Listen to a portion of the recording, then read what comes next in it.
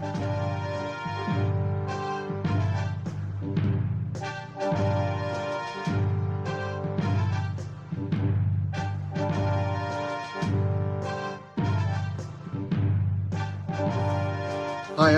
thanks for joining me in our latest fantasy update here on Dragon's Teeth Gaming channel.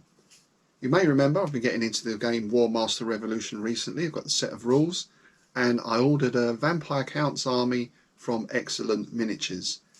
There has been a slight delay in those, something to do with customs, but they are going to be arriving within the next couple of days.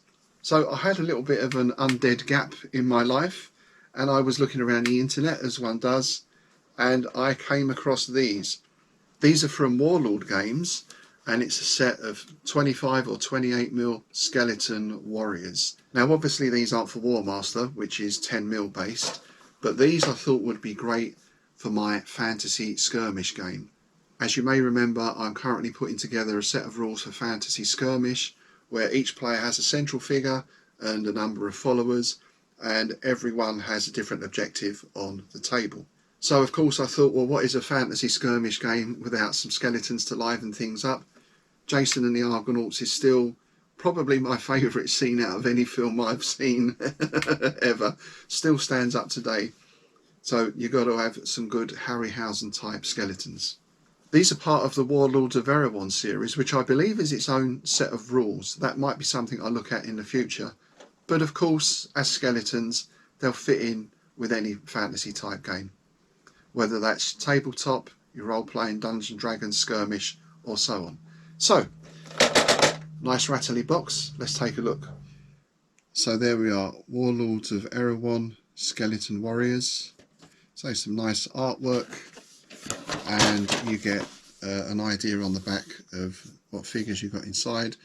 So this was, I think, 20 quid for 24 figures, I think it is, hard plastic.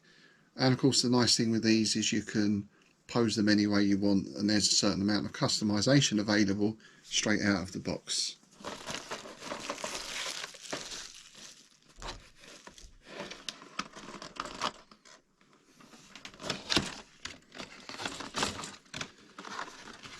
So we have a number of sprues.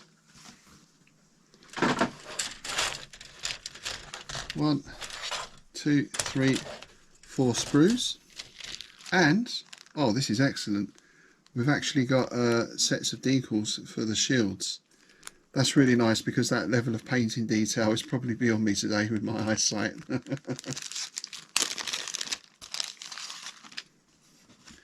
So yeah, a real nice selection of shield designs there. So each sprue looks to be containing the same thing. We've got 6 bases, we've got shields, we've got weapons, swords, bows, spears. I like the spears. The only problem I have with figures with long spears is storage. Most of your sort of foam box type things have a space for a 28mm figure, but not necessarily for the spear, so I find they're very easily broken off. If anyone out there has any tips on how to store your spear figures, then I'd be interested to hear. We've got the actual skeletons themselves, the rib cages, nice little pelvis and legs there, Elvis the pelvis, and the skulls of course.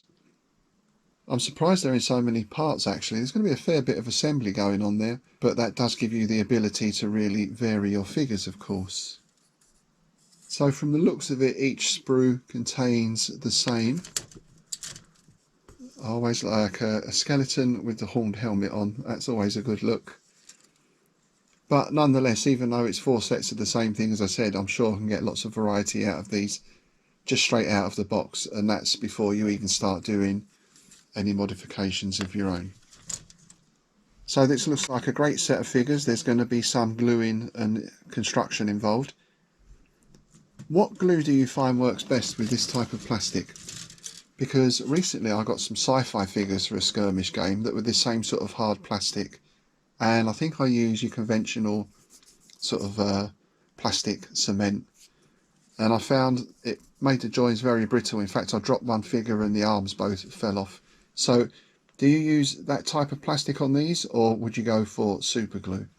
I'd be interested to hear. Anyway, the next thing is to get all these parts assembled. I'll probably assemble and then undercoat, and then I can get into painting them.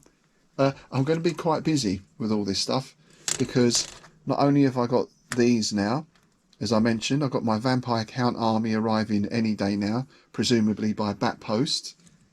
I've already bought a few fantasy figures, like character figures for the skirmish game, and just the other day I had a little bit of a shop online, and I've got about another sort of dozen or 15 individual fantasy figures turning up as well.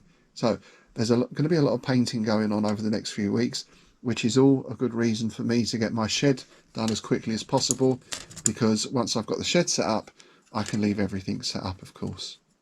As far as those fantasy skirmish rules go, I'll be doing a separate upload on those just to let you know how they're coming along. But they're about halfway there now. I've got my spells and my movement and all that stuff together. Still refining the combat system, but I'll see if I can get that finished within the next couple of weeks. So, check back soon for skeletons, vampires, fantasy figures, and a set of homebrew rules. Thanks very much for watching. I'll see you next time.